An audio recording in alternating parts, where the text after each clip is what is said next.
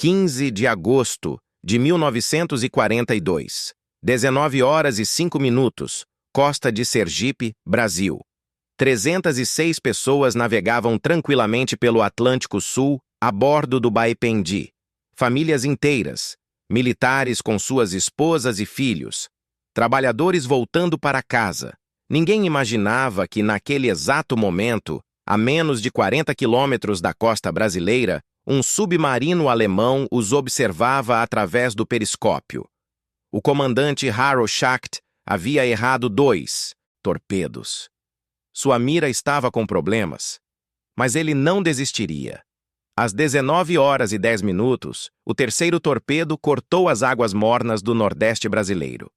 O estrondo foi ouvido até a costa. Madeira e metal voaram pelos ares. As luzes do navio se apagaram instantaneamente. Antes que alguém pudesse entender o que estava acontecendo, um segundo torpedo atingiu os tanques de combustível.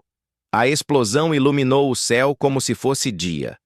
Antes de começarmos essa jornada, faça parte do nosso canal. Inscreva-se e ative o sininho das notificações para não perder nenhuma história incrível que preparamos para você. O Baependi afundou em 3 minutos. 3 minutos entre a vida e a morte. Entre a paz e a guerra. Entre um Brasil neutro e um Brasil em chamas. Mas aquela seria apenas a primeira vítima da noite. O submarino alemão U-507 tinha outros alvos na mira. E o que aconteceu nas próximas 72 horas mudaria para sempre o destino do Brasil na Segunda Guerra Mundial. 270 corpos desceriam ao fundo do Atlântico naquela noite. Apenas 36 pessoas sobreviveriam para contar a história. E quando os primeiros cadáveres começassem a chegar às praias de Sergipe, um país inteiro exigiria vingança. Janeiro de 1942 havia marcado o fim da neutralidade brasileira, ainda que apenas no papel. O presidente Getúlio Vargas rompera relações diplomáticas com a Alemanha nazista e a Itália fascista no dia 28 daquele mês.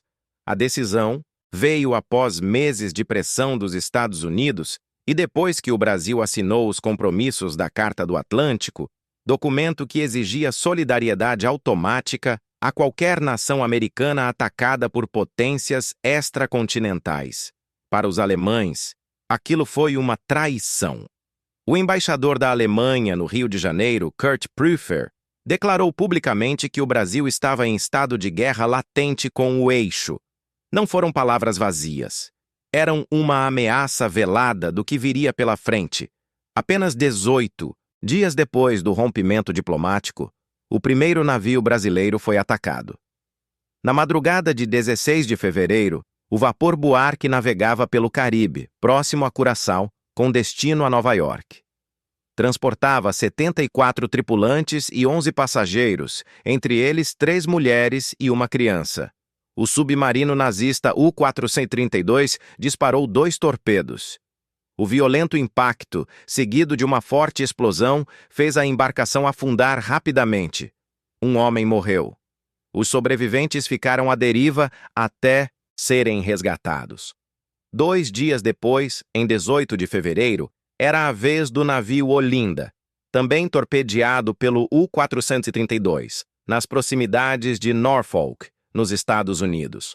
Desta vez não houve mortes, mas a mensagem estava clara.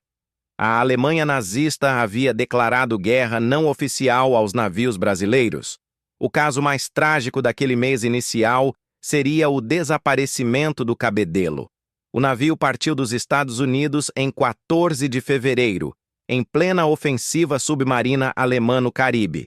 Sumiu em algum ponto do Oceano Atlântico, a leste do Mar do Caribe. 54 homens desapareceram com ele. Até hoje não se sabe ao certo quem afundou o navio. A hipótese mais provável aponta para o submarino italiano Da Vinci, mas não há provas definitivas.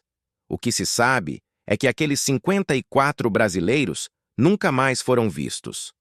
Os meses seguintes testemunharam uma escalada metódica e brutal. Em março, abril e maio, mais navios foram ao fundo. O Arabutã, o Cairu, o Parnaíba, o comandante Lira, o Gonçalves Dias. Cada torpedeamento levava algumas vidas, 7 aqui, 2 ali, 6 acolá. Os ataques aconteciam longe das águas brasileiras, em zonas de guerra no Atlântico Norte ou no Caribe. A população brasileira acompanhava as notícias com indignação crescente, mas ainda parecia algo distante. A guerra acontecia lá fora, não aqui. Em junho vieram o Alegrete e o Pedrinhas, ambos sobrevivendo aos ataques sem vítimas fatais. Julho trouxe o Tamandaré com 4 mortos, o Barbacena com 6 e o Piave com uma morte. Cada nome era uma ferida aberta na dignidade nacional. Cada brasileiro morto no mar era um grito silencioso por justiça. Mas o governo Vargas mantinha a postura oficial de não beligerância. O Brasil não estava em guerra. Ainda não. A pressão popular crescia. Estudantes universitários organizavam manifestações. A União Nacional dos Estudantes exigia uma resposta. Sindicatos convocavam assembleias. A imprensa publicava editoriais inflamados questionando até quando o país suportaria tamanha humilhação. Mas Vargas, político astuto e calculista, media cada passo. Sabia que declarar guerra exigiria recursos que o Brasil mal possuía. Sabia que enviar tropas brasileiras para combater na Europa seria um compromisso imenso. E sabia, principalmente, que havia simpatizantes do nazismo dentro do próprio governo e entre setores da elite brasileira. Enquanto isso, do outro lado do Atlântico, nos portos da França ocupada, os submarinos alemães preparavam-se para missões cada vez mais ousadas. A base de Lorient, na costa francesa, abrigava a segunda flotilha de submarinos da Kriegsmarine. Ali, os U-boats recebiam manutenção, reabastecimento e novas ordens. Era dali que partiam para semear o terror nos mares. O U-507 era um desses predadores. Um submarino tipo 9C, projetado para operações de longo alcance. Media quase 80 metros de comprimento e podia permanecer semanas no mar sem reabastecer. Foi construído nos estaleiros Deutsche Werft, em Hamburgo, ironicamente a mesma cidade onde fora construído o Baependi décadas antes. Comissionado em outubro de 1941, o U-507 tinha à frente um dos comandantes mais eficientes e frios da Kriegsmarine. Harro Schacht nascera em Cuxhaven, no norte da Alemanha, em dezembro de 1907. Iniciara a carreira naval em abril de 1926, aos 18 anos de idade. Servira em cruzadores ligeiros, ocupara posições de staff no alto comando naval e, em junho de 1941, finalmente, juntara-se à força de submarinos. Após treinamento sob o comando de Erich Topp, um dos ases dos U-boats, Schacht recebeu o comando do U-507 em outubro daquele mesmo ano. Não era um homem cruel por natureza, mas era letal por profissão. Pertencia a uma elite restrita. Apenas 2% dos comandantes de submarinos alemães eram responsáveis por 30% de todos os afundamentos da guerra. Schacht estava entre esses 2%. Frio, calculista. Tecnicamente impecável. Quando recebia uma ordem, a executava com precisão cirúrgica. Não havia espaço para hesitação ou dúvida. A primeira patrulha do U-507 foi breve e sem incidentes. Apenas uma viagem de Hamburgo até Lorient. A segunda patrulha, iniciada em abril de 1942, seria bem diferente. Schacht recebeu ordens para operar no Golfo do México, aproveitando-se da desorganização inicial das defesas americanas. Foi um massacre. Em apenas 12 dias, o U-507 afundou 9 navios. 4 grandes cargueiros em 3 dias entre Cuba e a Flórida. Depois, mais 4 ao longo da costa oeste da Flórida e Alabama. Os americanos, ainda se adaptando à guerra, não conseguiam proteger seus comboios. As cidades costeiras permaneciam iluminadas à noite, criando o cenário perfeito para os ataques. Os navios mercantes navegavam sem escolta, como alvos em uma galeria de tiro. Schacht voltou a Lorient em junho, tendo afundado mais de 50.000 toneladas de navios aliados e matado 98 pessoas. Foi recebido como herói. Sua eficiência era admirada pelos superiores. Sua frieza era considerada uma virtude. No dia 4 de julho de 1942, o U-507 partiu para sua terceira patrulha. Desta vez, o destino seria o Atlântico Sul. Schacht navegou para o sul, contornando a Espanha, passando pelos Açores, rumo às águas brasileiras. A travessia levou semanas. Durante todo esse tempo, o submarino permaneceu em estado de alerta, mas sem encontrar alvos dignos de nota.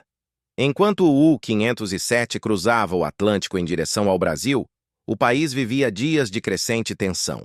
Desde fevereiro, 14 navios brasileiros haviam sido atacados.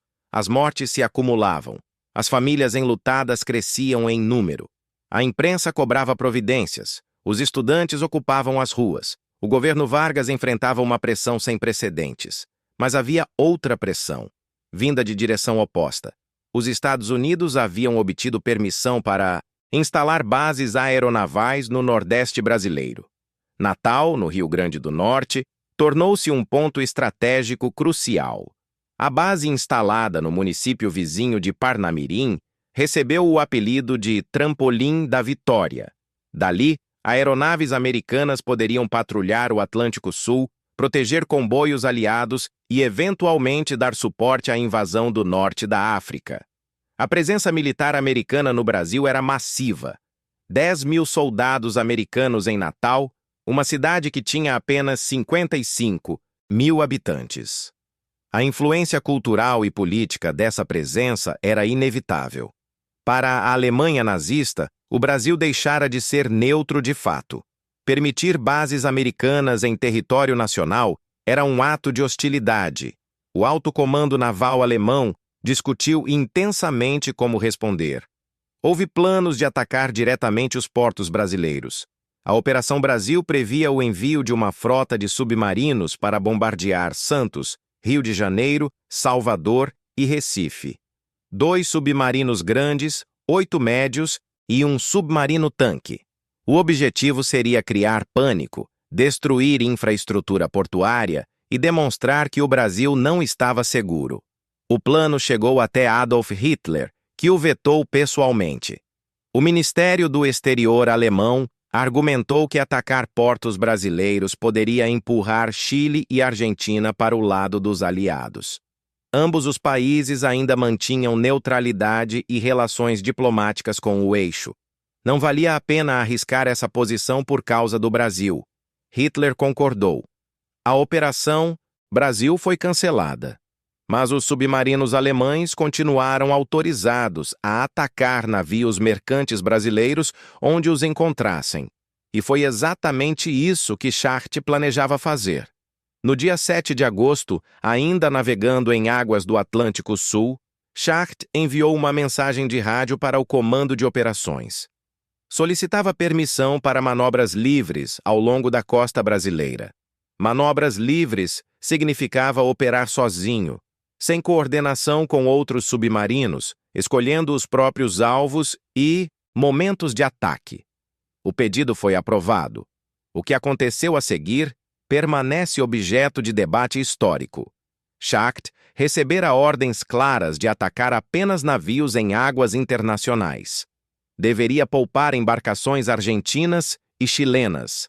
Deveria evitar criar incidentes diplomáticos graves. Mas quando chegou à costa brasileira em meados de agosto, Schacht tomou decisões que contrariavam o espírito, se não a letra, dessas ordens. Posicionou o U-507 nas águas territoriais brasileiras ao largo da costa da Bahia. Ali, o tráfego de cabotagem era intenso. Navios brasileiros navegavam entre Salvador, Aracaju, Maceió e Recife, transportando carga e passageiros. Era a rota mais movimentada do Nordeste e estava completamente desprotegida. Os navios navegavam próximos à costa, seguindo a instrução do Lloyd brasileiro. Acreditava-se que permanecer perto da terra oferecia alguma segurança. Acreditava-se que nenhum submarino ousaria atacar em águas tão rasas, tão próximas do litoral. Acreditava-se que a guerra estava longe, acontecendo em outros mares. No dia 15 de agosto, sábado, o Baependi zarpou de Salvador às 7 da manhã. Era um navio veterano, construído em 1899 nos estaleiros Blohm & Voss, de Hamburgo. Originalmente, um transatlântico alemão de passageiros, fora confiscado pelo Brasil durante a Primeira Guerra Mundial e rebatizado de Baependi.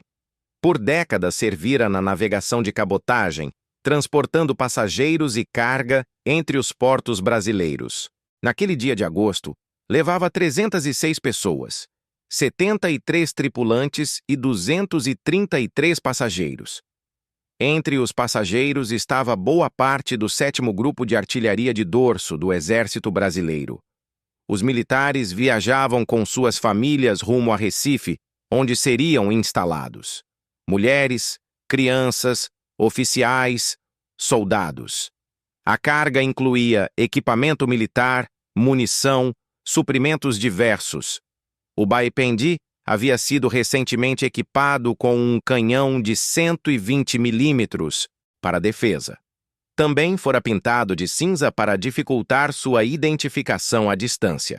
Navegava em zigue-zague, medida padrão de segurança para evitar torpedos.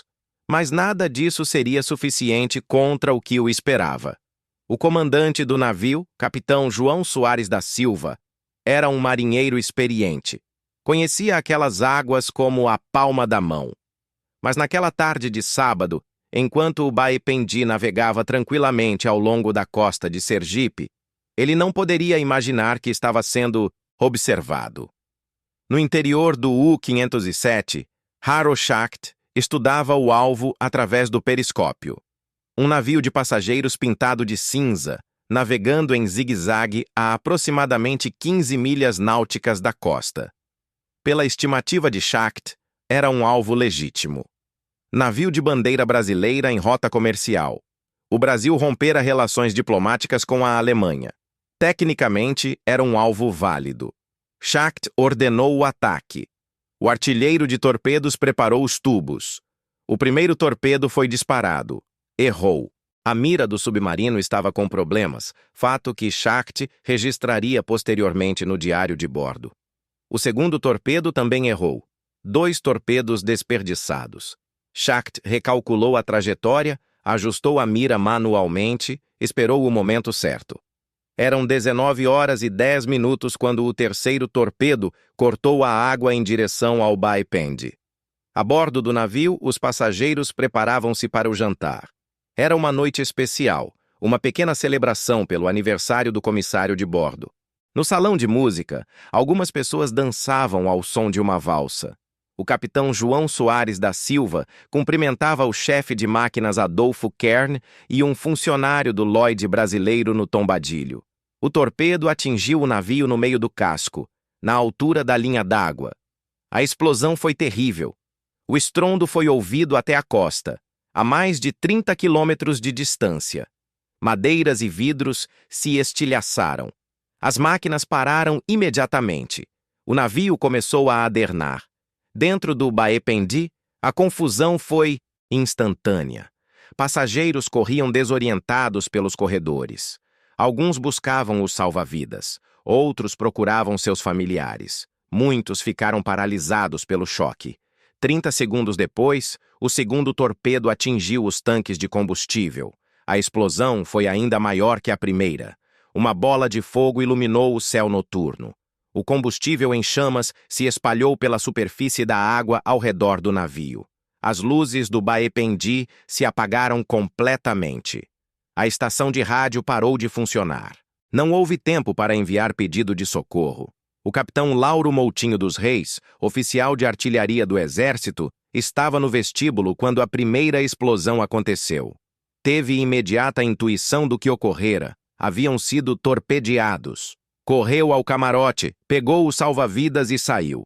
O corredor estava cheio de pessoas, mulheres e crianças paradas, paralisadas, esperando que alguém as salvasse. Outras caminhavam febrilmente, sem saber para onde ir. O navio adernava cada vez mais. Logo seria impossível andar de pé. Então as luzes se apagaram. Escuridão total. As pessoas esbarravam umas nas outras, desorientadas. Gritos de desespero ecoavam pelos corredores. O capitão Moutinho tentou subir ao convés. A escada estava quase na horizontal. Agarrou-se aos corrimãos, subindo palmo a palmo. Um cheiro sufocante de explosivos e combustível queimado invadia tudo. Conseguiu alcançar o convés externo. O que viu o deixou paralisado. O Baipendi estava afundando rapidamente. A popa já estava submersa. A proa apontava para o céu em ângulo assustador. As poucas baleeiras salva-vidas que conseguiram ser lançadas estavam superlotadas. Pessoas se atiravam ao mar desesperadamente, muitas sem salva-vidas. O mar ao redor do navio ardia em chamas por causa do combustível derramado. Quem pulava na água tinha que atravessar aquele inferno líquido antes de alcançar segurança. O tenente Assunção, o mais jovem dos oficiais a bordo, não encontrou salva-vidas. Sabia que suas chances de sobrevivência eram mínimas. Mesmo assim, preparou-se para saltar. Antes de pular, virou-se para os companheiros que o observavam e gritou com voz vibrante seu último grito de patriotismo. Depois, se atirou ao mar e desapareceu nas águas escuras. O Dr. Viterbo de Oliveira, médico que viajava como passageiro, testemunhou cenas que nunca conseguiria esquecer. Viu um oficial, sua esposa e filho agarrados no corredor, unidos, tentando lutar contra a morte. Viu uma jovem ser esmagada quando o navio virou bruscamente. Viu dezenas de pessoas presas no interior do navio, incapazes de alcançar os convéses superiores, afundando com a embarcação. O capitão Moutinho conseguiu se agarrar a uma tábua de madeira. Flutuou por mais de 1 hora nas águas escuras, cercado por destroços e corpos. Ouviu gritos de desespero vindos de todas as direções. Viu o Baipendi desaparecer completamente sob as ondas, levando consigo a maior parte das 306 pessoas que estavam a bordo. Do periscópio do U-507, Schacht observou o navio afundar. Registrou a hora exata no diário de bordo. Registrou que 2 torpedos haviam sido necessários. Registrou o tempo de afundamento. Então ordenou que o submarino permanecesse na área. Sabia que outros navios viriam investigar. Sabia que a rota de cabotagem era movimentada. Havia mais alvos por vir. Enquanto os sobreviventes do Baipendi lutavam pela vida nas águas escuras do Atlântico, outro navio aproximava-se da área. O Araraquara, um navio misto de carga e passageiros, navegava na mesma rota. Pertencia ao Lloyd Nacional e seguia de Salvador para Maceió. A bordo estavam 142 pessoas entre tripulantes e passageiros. Às 21 horas, pouco antes das 9 da noite, aqueles a bordo do Araraquara avistaram algo estranho no horizonte. Um clarão alaranjado iluminava o céu noturno. Alguns pensaram ser um incêndio em terra, outros imaginaram ser algum tipo de fenômeno natural. A hipótese de que pudesse ser um navio afundando, atacado por um submarino alemão em plena costa sergipana, parecia absurda demais para ser considerada. O comandante do Araraquara manteve o rumo. O navio seguiu em frente, navegando diretamente para a área onde o Baipendi havia afundado minutos antes. Não havia como saber. Não havia como ser alertado. O rádio do Baipendi não funcionara. Nenhum aviso fora transmitido. O Araraquara navegava direto para uma armadilha. Schacht observou o segundo navio aproximar-se. Calculou a trajetória. Ajustou a mira. Desta vez não haveria erro. Esperou o momento exato e ordenou o disparo. Um único torpedo cortou a água em direção ao Araraquara. O torpedo atingiu o navio em cheio, no centro do casco. A explosão foi tão precisa, tão devastadora, que partiu literalmente o Araraquara ao meio. A embarcação se quebrou como um graveto. As duas metades começaram a afundar imediatamente. Não houve tempo para reação. Não houve tempo para baixar botes salva-vidas. Não houve tempo para enviar pedido de socorro. Das 142 pessoas a bordo, apenas 11 sobreviveram. 131 morreram em questão de minutos, algumas na explosão. Outras afogadas quando as duas metades do navio desceram rapidamente ao fundo. Outras ainda presas nos camarotes, sem chance de escapar. Os poucos sobreviventes do Araraquara encontraram-se nas águas escuras com os sobreviventes do Baependi. Destroços dos dois navios flutuavam por toda parte. Corpos boiavam entre as tábuas de madeira. O mar estava calmo, mas a escuridão era total. As pessoas agarravam-se ao que podiam, tentando manter-se à tona, esperando por um resgate que não sabiam se viria. Schacht não tinha terminado. Permaneceu na área, aguardando. Sabia que a rota de cabotagem era previsível. Sabia que mais navios passariam por ali. E estava certo. Por volta das 4 horas da madrugada de 16 de agosto, um terceiro navio aproximou-se. O Aníbal Benévolo vinha de Salvador em direção a Aracaju, transportando 154 pessoas entre tripulantes e passageiros. Era outro navio misto, transportando carga e pessoas. Navegava tranquilamente, sem saber do massacre que ocorrera horas antes a poucos quilômetros dali. A maioria dos passageiros dormia quando Schacht avistou o navio através do periscópio. Calculou a distância, ajustou a mira, esperou o momento perfeito. O torpedo foi disparado às 4 horas da madrugada. O impacto foi certeiro. O Aníbal Benévolo foi atingido em cheio no centro do casco. Ahá! Explosão abriu um rombo enorme no navio.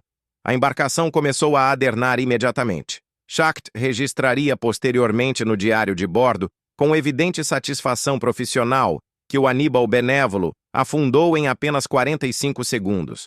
Quase um recorde pessoal. 45 segundos entre a vida e a morte. A maioria das pessoas estava dormindo nos camarotes. Não houve tempo para acordar, entender o que acontecia e tentar escapar. O navio simplesmente afundou, levando quase todos consigo. Das 154 pessoas a bordo, apenas 4 sobreviveram.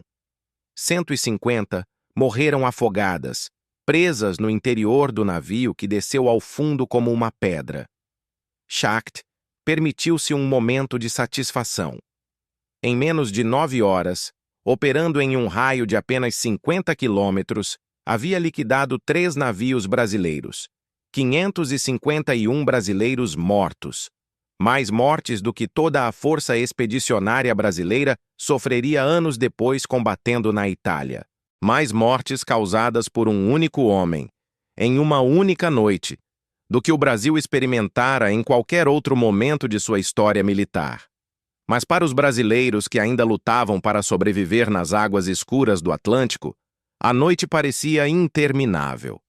O capitão Moutinho, ainda agarrado à sua tábua de madeira, flutuava havia horas. Outros sobreviventes nadavam ao seu redor, alguns agarrados a destroços, outros já mostrando sinais de exaustão extrema. Então, no meio da escuridão, ouviram vozes. Um bote salva-vidas aproximava-se. Era uma das poucas baleeiras do Baependi que conseguira ser lançada antes do afundamento.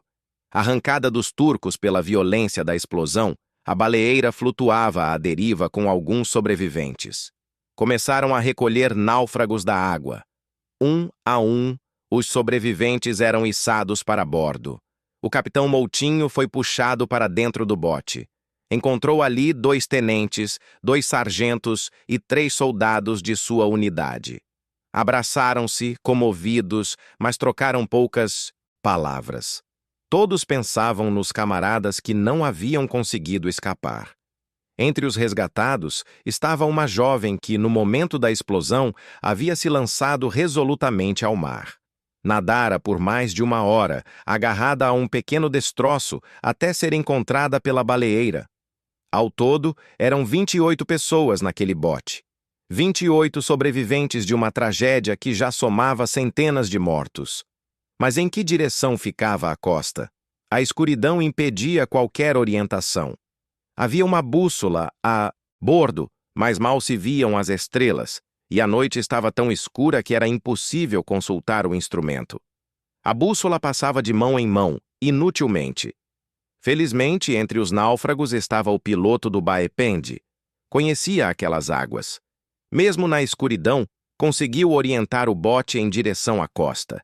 Remaram durante horas. Os braços doíam. A exaustão tomava conta. Mas não podiam parar. Precisavam alcançar a terra antes que as forças se esgotassem completamente. Ao amanhecer, finalmente, avistaram a costa. Praias desertas do litoral sergipano.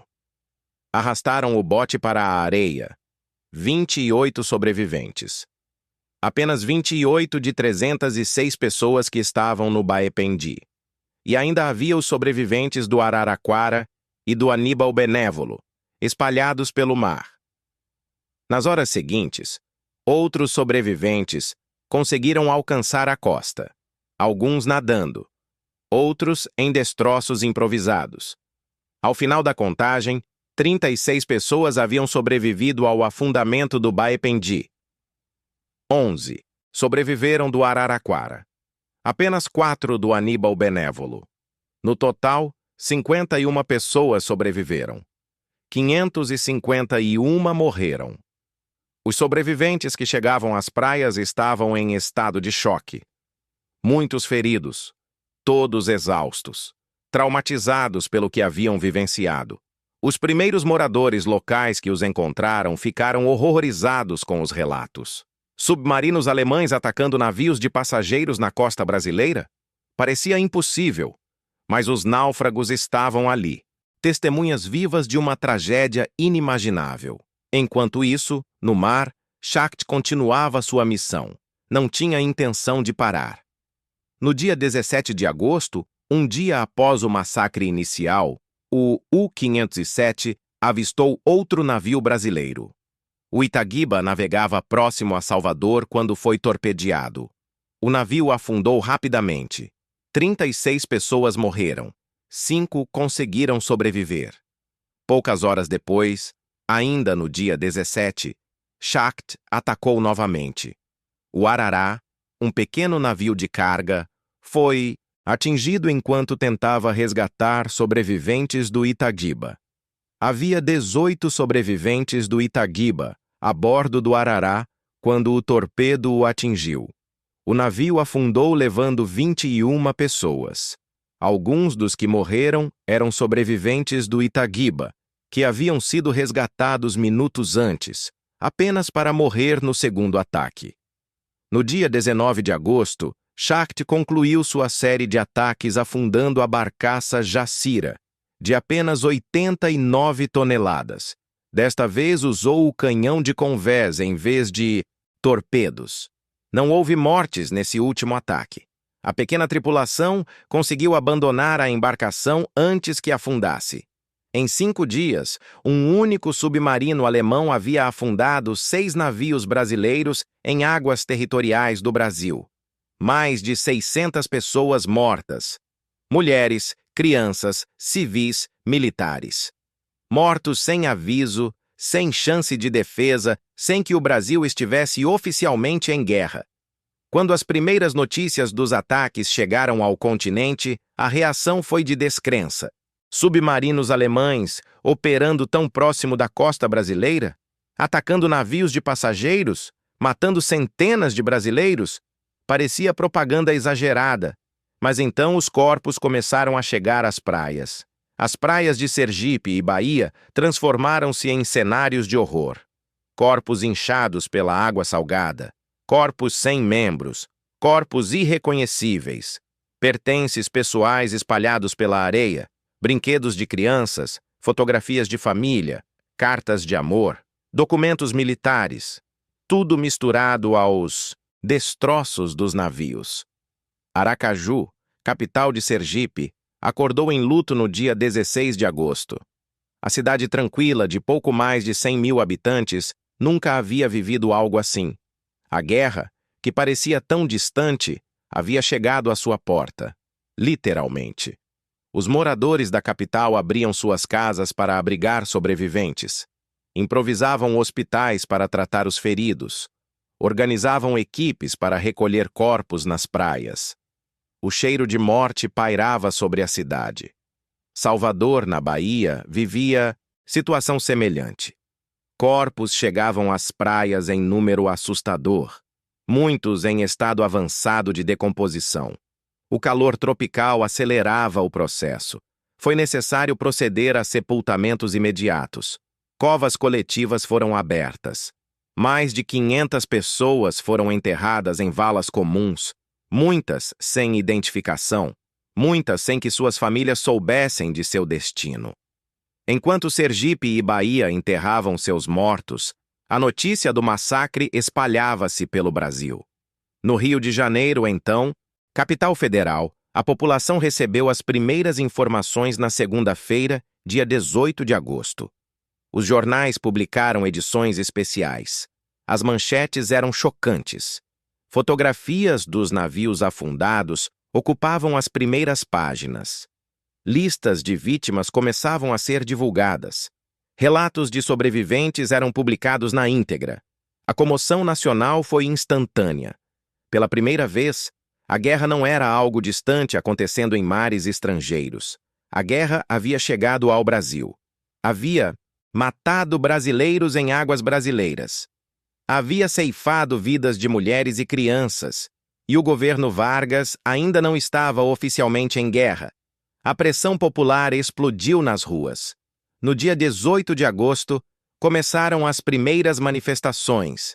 Estudantes universitários, liderados pela União Nacional dos Estudantes, organizaram passeatas nas principais cidades.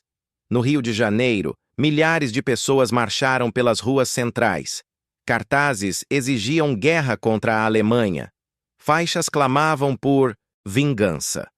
Discursos inflamados pediam a cabeça dos responsáveis.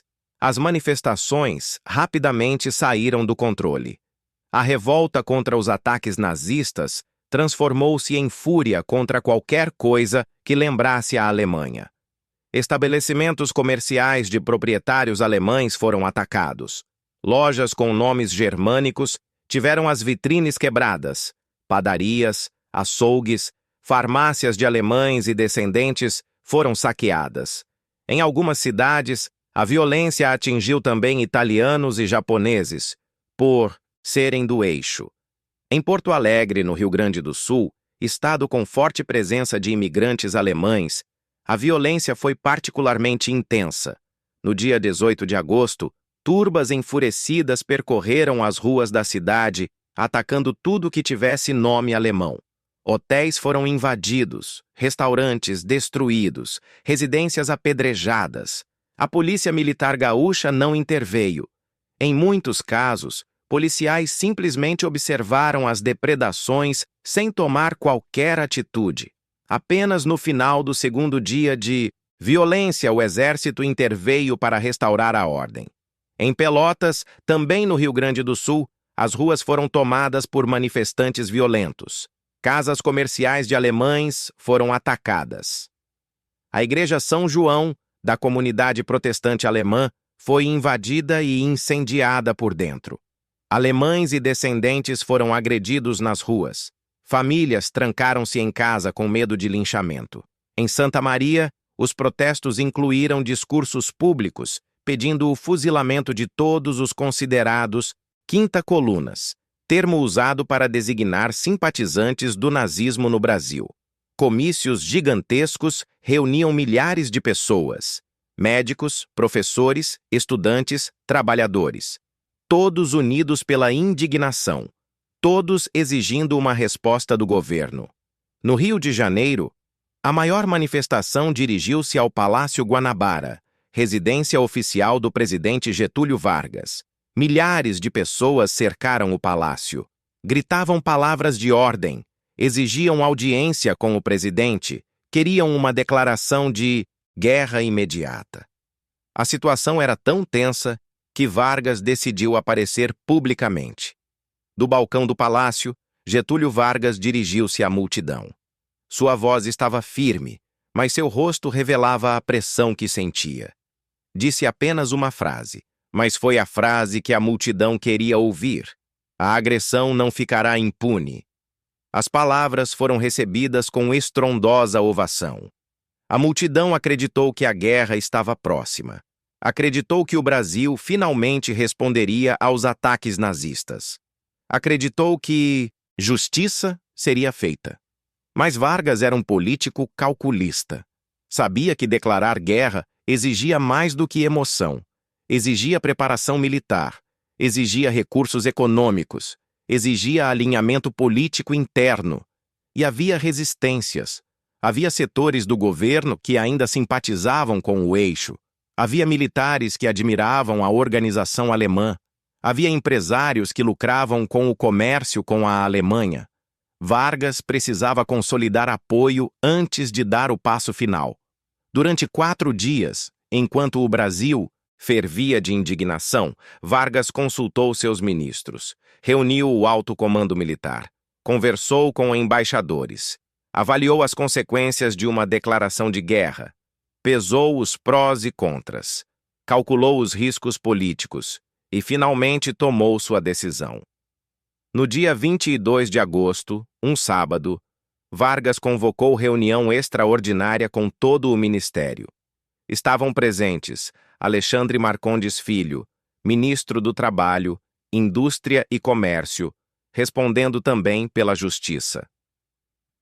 Arthur de Souza, Costa, da Fazenda, o general Eurico Gaspar Dutra, da Guerra, o vice-almirante Henrique Aristides Guilhem, da Marinha, João de Mendonça Lima, da Aviação e Obras Públicas, Osvaldo Aranha, das Relações Exteriores, Apolônio Salles, da Agricultura, Gustavo Capanema, da Educação e Saúde, Joaquim Pedro Salgado Filho, da Aeronáutica.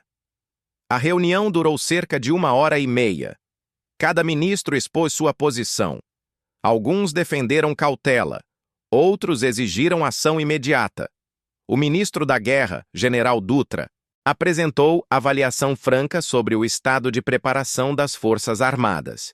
O Brasil não estava preparado para a guerra. Faltavam equipamentos, faltava treinamento, faltavam recursos. Mas todos concordaram em um ponto. Não havia como evitar a declaração de guerra. A pressão popular era irresistível. A humilhação nacional era insuportável. Os mortos clamavam por justiça. Ao término da reunião, Getúlio Vargas autorizou a divulgação de comunicado oficial. O texto era direto e inequívoco. Ante o inegável ato de guerra contra o país, com o afundamento dos navios na costa de Sergipe, foi criada uma situação de beligerância que somos forçados a reconhecer na defesa da nossa dignidade, da nossa soberania e da nossa segurança e da América. O Brasil declarava estado de beligerância contra a Alemanha nazista e a Itália fascista.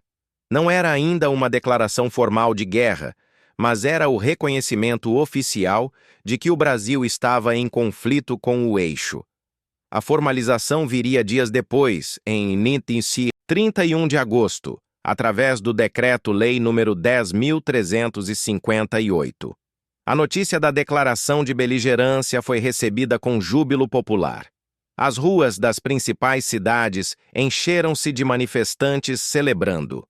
Bandeiras brasileiras tremulavam em todas as janelas. Hinos patrióticos eram cantados em praças públicas. A humilhação dava lugar ao orgulho. A dor dava lugar à determinação. O Brasil entrara na Segunda Guerra Mundial. Mas declarar guerra e estar preparado para guerra eram coisas muito diferentes. O Brasil de 1942 tinha forças armadas modestas. A Marinha possuía alguns navios obsoletos. A Força Aérea Brasileira fora criada apenas um ano antes, em maio de 1941. O Exército tinha equipamento antiquado e treinamento limitado.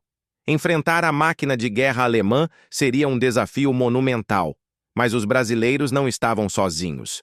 Os Estados Unidos, já plenamente engajados na guerra desde o ataque japonês a Pearl Harbor em dezembro de 1941, ofereceram apoio imediato. Equipamento militar começou a chegar. Instrutores americanos foram enviados para treinar tropas brasileiras. As bases no Nordeste foram expandidas e reforçadas. A primeira prioridade era proteger o litoral brasileiro. Os ataques do U-507 haviam demonstrado quão vulnerável estava a costa. Era necessário estabelecer sistema de patrulhamento efetivo. Comboios precisavam ser organizados.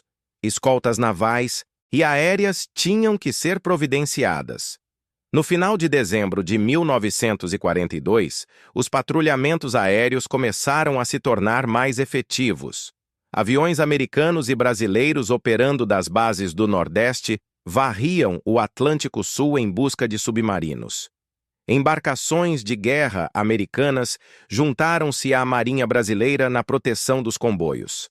A decifração de códigos alemães permitiu antecipar movimentos dos U-boats. Os resultados foram rápidos.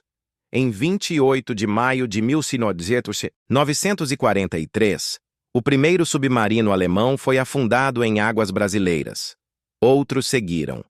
Ao longo da guerra, a Marinha Brasileira conduziu 66 ataques a submarinos alemães no Atlântico Sul. 18 submarinos foram danificados ou afundados no litoral brasileiro. 9 deles foram oficialmente registrados pela Marinha Alemã como tendo sido destruídos por forças brasileiras. Entre os submarinos afundados estava o U-507. A caçada ao assassino do Baipendi tornou-se prioridade para as forças brasileiras e americanas. Schacht havia se tornado o inimigo público número 1. Sua foto circulava em boletins de inteligência. Seu submarino era alvo prioritário de todos os patrulhamentos.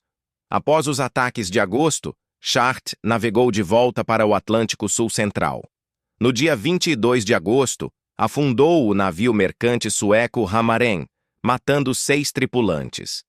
Em setembro, o U-507 foi desviado para participar das operações de resgate após o afundamento do transatlântico britânico Laconia. O Laconia transportava 1.800 prisioneiros de guerra italianos quando foi torpedeado por outro submarino alemão.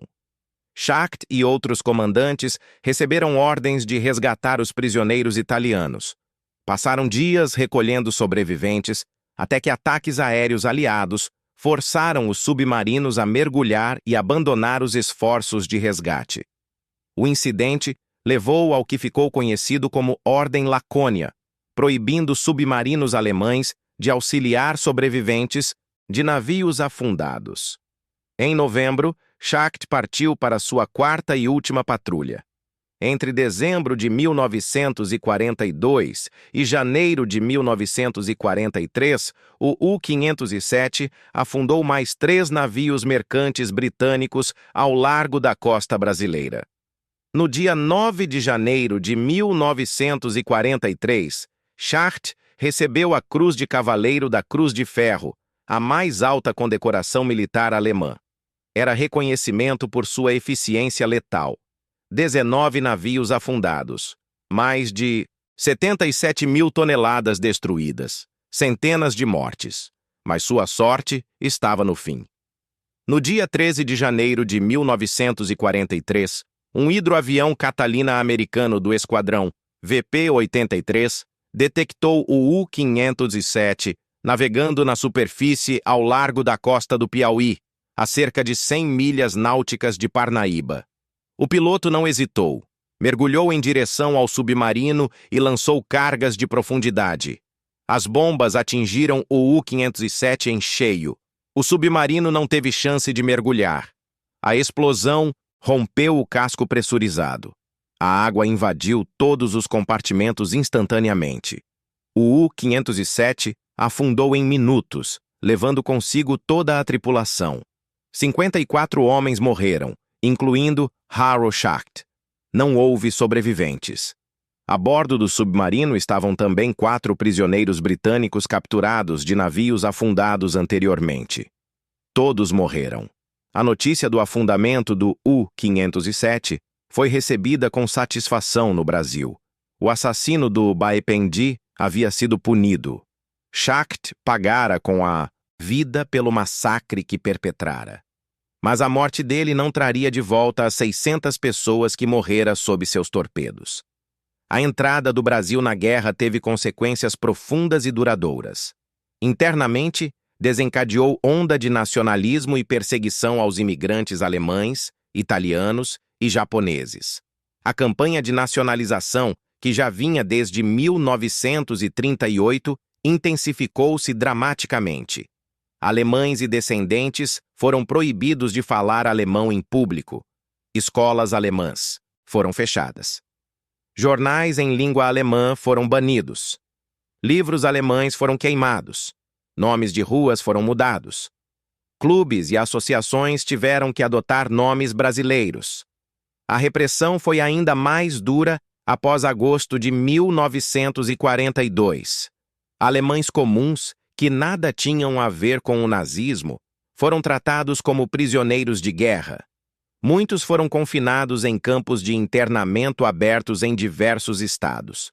Em Santa Catarina, Rio Grande do Sul, São Paulo, Rio de Janeiro, Minas Gerais, Pará e Pernambuco, campos de concentração receberam alemães, italianos e japoneses, considerados ameaças à segurança nacional. Prisões arbitrárias eram comuns. Delação era incentivada. Famílias foram separadas. Propriedades foram confiscadas.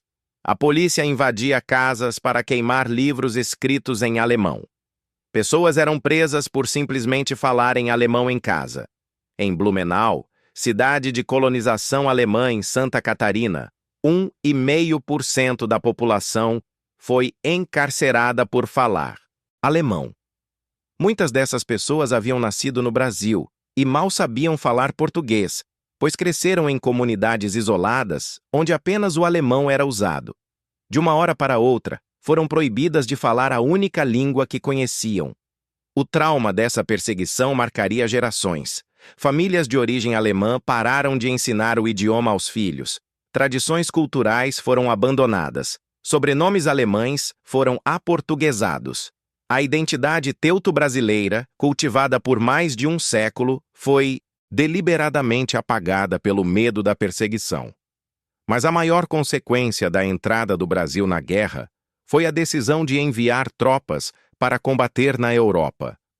Vargas ofereceu aos aliados o envio de uma força expedicionária brasileira. Inicialmente, os americanos desencorajaram a ideia, argumentando que o Brasil seria mais útil fornecendo bases e recursos do que soldados. Mas Vargas insistiu. Queria que o Brasil tivesse participação ativa no conflito.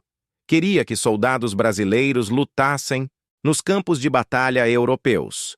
Em agosto de 1943, exatamente um ano após os ataques do U-507, foi criada a Força Expedicionária Brasileira. A FEB, como ficaria conhecida, começou seu treinamento com apoio de instrutores americanos. Equipamento moderno foi fornecido pelos Estados Unidos.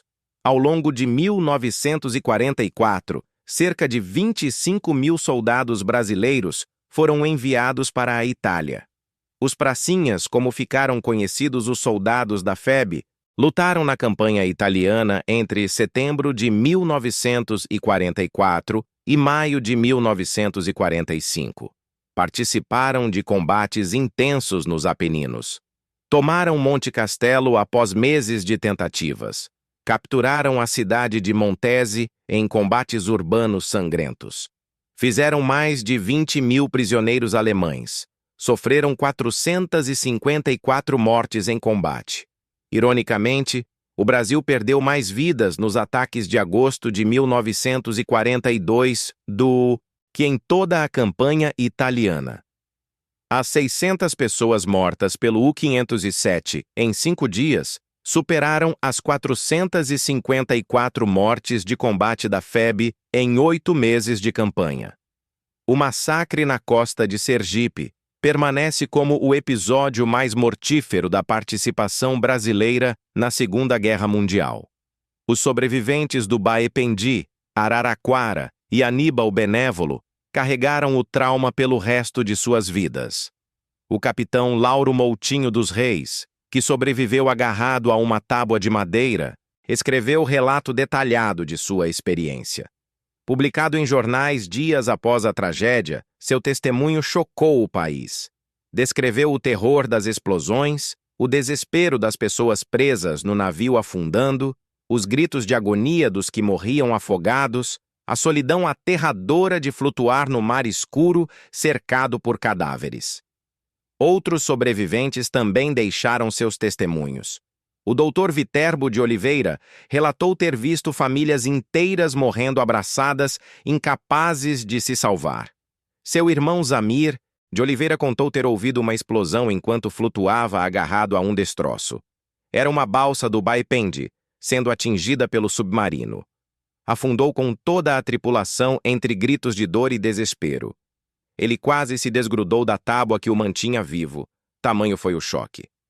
A senhora Vilma Castelo Branco, uma das poucas mulheres a sobreviver, relatou ter visto uma espécie de farol iluminando o Baependi segundos antes da explosão. Era o periscópio do U-507, iluminando o alvo para garantir precisão no disparo. Essa imagem a perseguiria pelo resto da vida. A certeza de que foram mortos deliberadamente, friamente, metodicamente. Para as famílias das vítimas, a dor foi amplificada pela incerteza. Muitos corpos nunca foram encontrados. Afundaram com os navios ou foram levados pelas correntes oceânicas. Centenas de famílias nunca tiveram a chance de enterrar seus mortos. Nunca souberam exatamente como seus entes queridos morreram. Viveram décadas com a esperança irracional de que, talvez de alguma forma, seus familiares tivessem sobrevivido. O governo Vargas tentou documentar os horrores dos ataques. Em 1942, a imprensa nacional publicou o livro Agressão, reunindo documentos, relatos de sobreviventes e fotografias dos ataques. Era propaganda de guerra, sem dúvida, mas também era registro histórico importante. Preservava testemunhos que de outra forma poderiam se perder. Mantinha viva a memória das vítimas. Nos anos seguintes, memoriais foram erguidos em homenagem aos mortos. Placas foram colocadas em praias onde corpos haviam sido encontrados.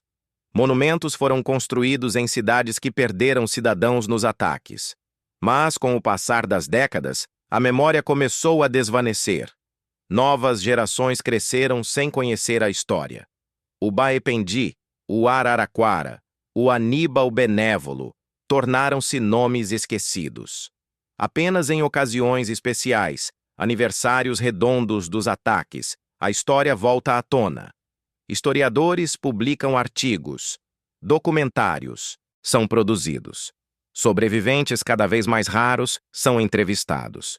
Familiares de vítimas organizam cerimônias de lembrança. As praias de Sergipe e Bahia recebem homenagens. Flores são lançadas ao mar. Nomes são lidos em voz alta. A memória é momentaneamente reacesa, mas a lição permanece relevante. O Brasil entrou na Segunda Guerra Mundial não por escolha estratégica ou aliança ideológica, mas por ter sido brutalmente atacado. 600 vidas foram ceifadas em águas nacionais por um inimigo que subestimou a dignidade de uma nação. A resposta brasileira foi clara: a agressão não ficaria impune. A participação do Brasil na guerra mudou o país para sempre. Acelerou a industrialização através de acordos com os Estados Unidos. Modernizou as Forças Armadas com equipamento e treinamento americanos. Fortaleceu laços diplomáticos com as potências aliadas. Posicionou o Brasil como ator relevante no cenário internacional do pós-guerra.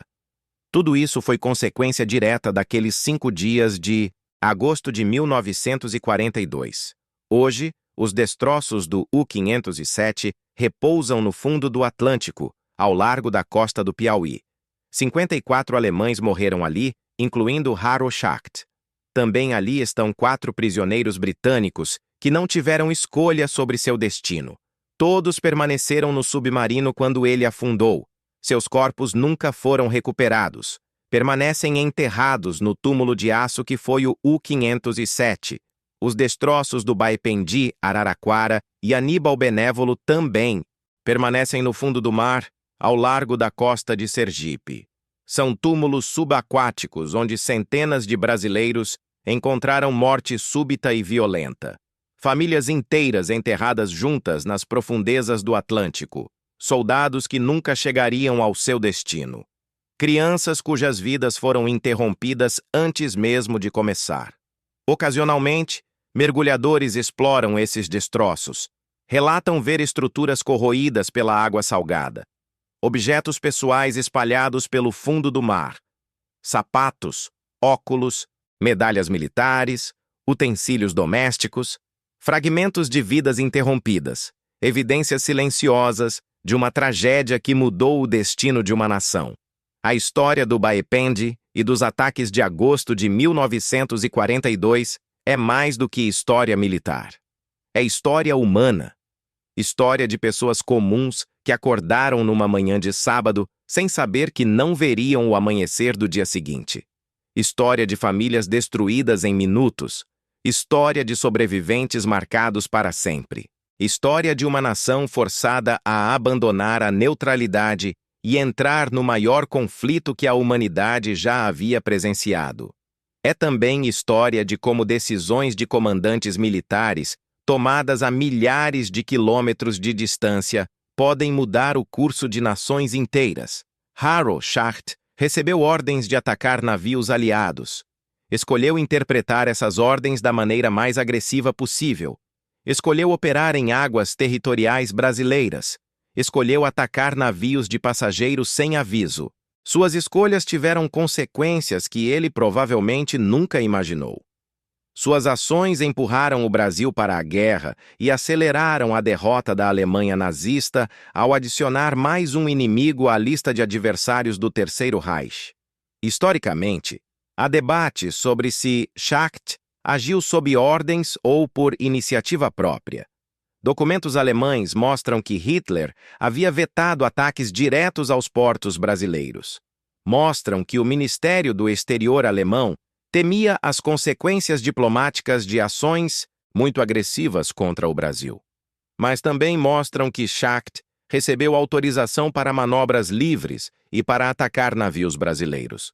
A zona cinzenta entre essas ordens permitiu que Schacht interpretasse à sua maneira. O historiador brasileiro Durval Lourenço Pereira, especialista nos ataques de 1942, chegou à conclusão firme. O massacre nas águas do litoral nordestino aconteceu graças à iniciativa e decisão pessoal de Harro Schacht. As ordens que recebera não exigiam nem justificavam a brutalidade que demonstrou. Podia ter atacado apenas navios militares ou mercantes de grande porte. Podia ter dado avisos antes de atacar, permitindo evacuação. Podia ter operado mais longe da costa. Escolheu não fazer nada disso. Essa conclusão torna Schacht não apenas um militar cumprindo ordens, mas um criminoso de guerra responsável por massacre deliberado de civis. Sob as leis internacionais, mesmo durante a guerra, atacar navios de passageiros civis sem aviso é crime. Atacar em águas territoriais de país tecnicamente neutro é crime. Matar deliberadamente centenas de não combatentes é crime. Schacht cometeu todos esses crimes em questão de dias. Sua morte em janeiro de 1943 impediu que fosse julgado por esses crimes. Se tivesse sobrevivido à guerra, certamente teria sido processado pelos tribunais internacionais que julgaram criminosos de guerra nazistas. Teria se juntado aos comandantes de submarinos alemães, condenados em Nuremberg por crimes semelhantes.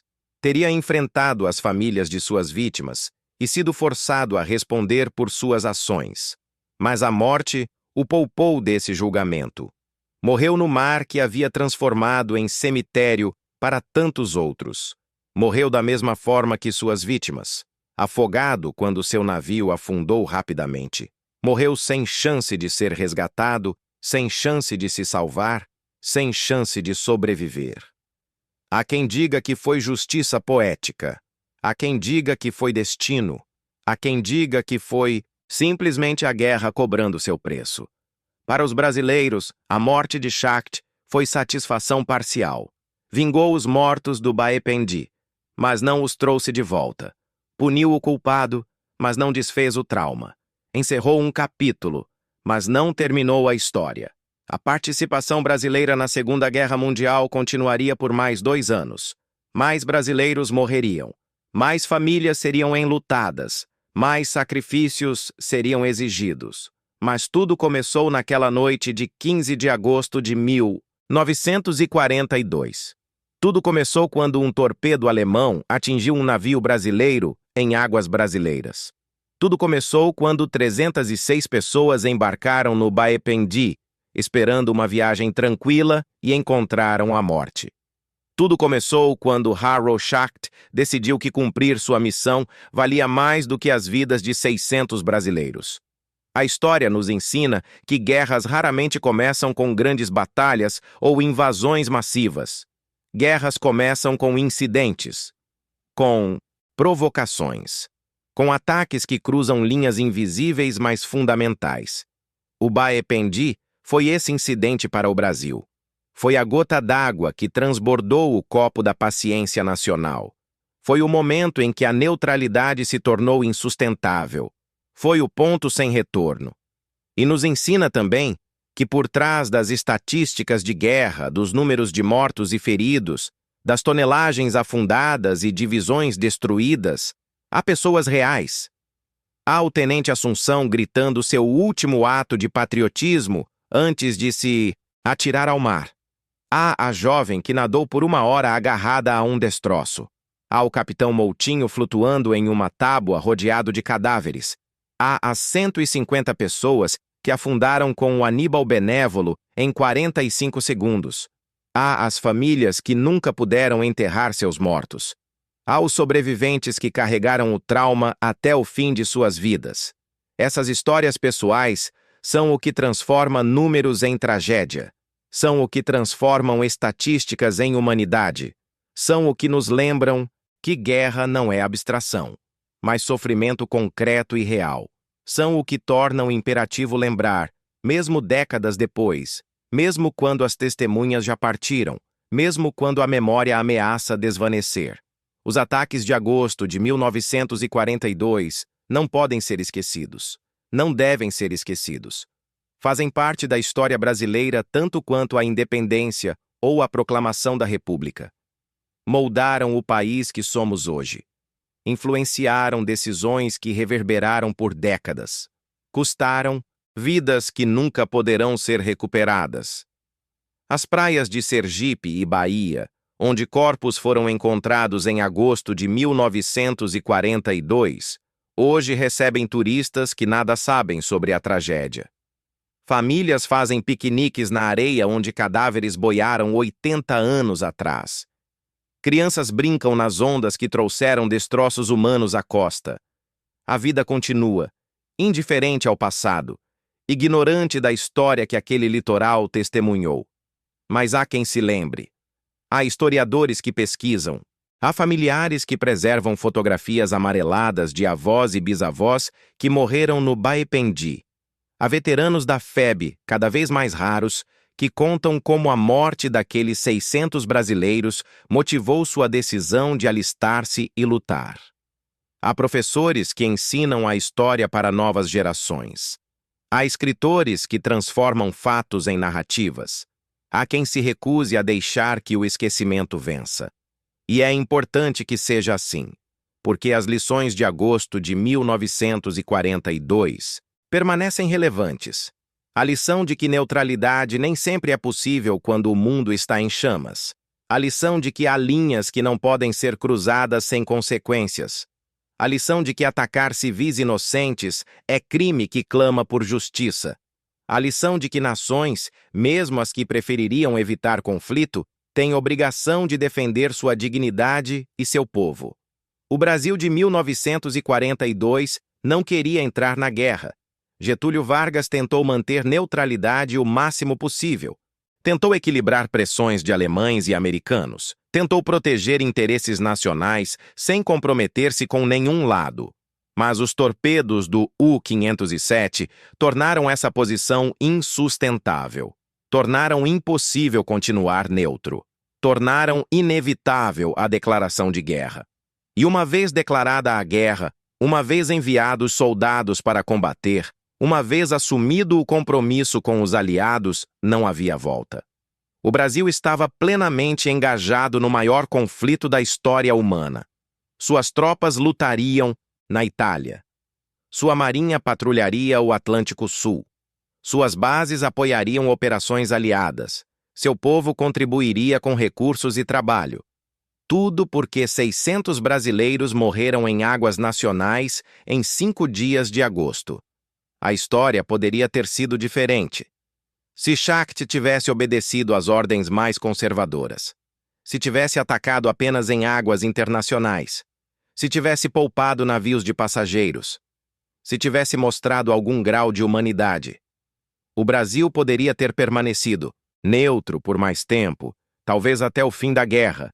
As 600 vítimas estariam vivas. Suas famílias estariam completas. O trauma nacional não teria ocorrido, mas a história não conhece si. Conhece apenas o que aconteceu. E o que aconteceu foi massacre, foi brutalidade, foi crime. Foi o momento em que o Brasil disse basta e entrou na guerra. Foi o momento em que passado e futuro se encontraram naquelas águas mornas do Atlântico Sul.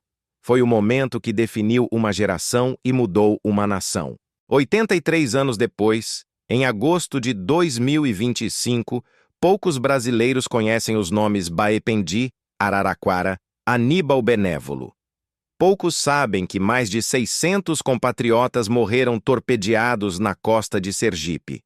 Poucos entendem que aquelas mortes foram o pivô da entrada brasileira na Segunda Guerra Mundial. A história foi esquecida pela maioria, lembrada apenas por especialistas e descendentes das vítimas. Mas enquanto houver quem conte a história, enquanto houver quem pesquise os fatos, enquanto houver quem se recuse a deixar que 600 vidas sejam reduzidas a mera estatística, a memória sobreviverá. E com a memória sobreviverão as lições. As lições sobre custo da guerra, as lições sobre valor da vida humana, as lições sobre importância de defender princípios, as lições sobre necessidade de nunca esquecer. Porque esquecer os mortos do Baependi seria matá-los segunda vez. Seria apagar suas vidas da história. Seria tornar seus sacrifícios sem significado. E isso seria injustiça maior do que qualquer torpedo alemão poderia infligir. Então lembramos. Lembramos os 270 que afundaram com o Baependi. Lembramos os 131 do Araraquara. Lembramos os 150 do Aníbal Benévolo. Lembramos cada nome, cada rosto, cada vida interrompida. Lembramos porque devemos. Lembramos porque eles merecem. Lembramos porque a história exige. E ao lembrar, honramos não apenas os mortos, mas também os sobreviventes que carregaram o trauma. Honramos as famílias que viveram com a dor da perda. Honramos os soldados da FEB que lutaram para vingar seus compatriotas. Honramos uma nação que, confrontada com brutalidade inimaginável, escolheu resistir em vez de se curvar. A história do Baependi é história de tragédia, sim, mas é também história de resiliência, história de como uma nação respondeu à agressão com determinação, história de como o sacrifício de 600 levou 25 mil a pegarem armas, história de como a dor se transformou em ação.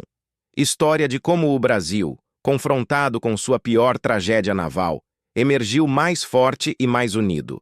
É história que merece ser contada, merece ser ensinada, merece ser lembrada. Porque no final, todas as histórias de guerra são histórias sobre escolhas. Escolhas de líderes, escolhas de soldados, escolhas de nações. E a história do Baependi nos mostra as consequências dessas escolhas em sua forma mais nua e brutal. Ha-Rorschach escolheu atacar civis desarmados. O Brasil escolheu responder declarando guerra. 25 mil brasileiros escolheram alistar-se na FEB. Essas escolhas moldaram o curso da história. Essas escolhas custaram vidas. Essas escolhas tiveram consequências que reverberam até hoje. E no centro de tudo estão as 306 pessoas que embarcaram no Baipendi naquela manhã de 15 de agosto. Não fizeram escolhas. Não pediram para estar no caminho de um submarino alemão. Não queriam ser parte da história. Queriam apenas chegar ao seu destino. Queriam apenas viver suas vidas. Mas a história teve outros planos. Suas mortes não foram em vão. Foram o catalisador que mudou o rumo de uma nação. Foram a fagulha que acendeu o fogo da resistência brasileira. Foram o preço terrível que se pagou para que o Brasil tomasse seu lugar ao lado das forças que lutavam contra a tirania nazista. Que suas memórias sejam eternas. Que seus nomes nunca sejam esquecidos. Que suas histórias continuem sendo contadas. Que o sacrifício involuntário que fizeram continue a ensinar gerações futuras sobre o verdadeiro custo da guerra e o verdadeiro valor da paz. Porque no final, não são os números que importam. Não é saber que foram 600 mortos em vez de 500 ou 700. O que importa é saber que cada um desses 600 era uma pessoa. Tinha nome, tinha família, tinha sonhos, tinha futuro. E tudo isso foi arrancado em poucos minutos de terror e violência. Essa é a verdadeira história do Baipendi. Não apenas estatísticas de tonelagens afundadas e torpedos disparados, mas história de humanidade perdida, de futuros cancelados, de famílias destruídas, de uma nação forçada a abraçar a guerra que tanto tentara evitar. É história que não pode, não deve, não será esquecida. Inscreva-se e ative o sininho das notificações para não perder nenhuma história incrível que preparamos para você. Até a próxima história!